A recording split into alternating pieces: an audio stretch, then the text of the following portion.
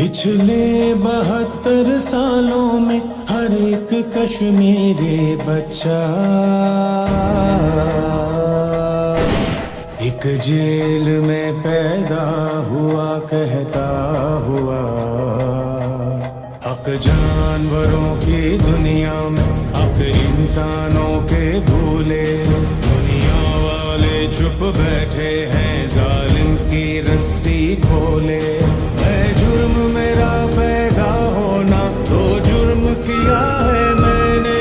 क्या जिंदगी मैंने जी होगी, बस जुल्म सहा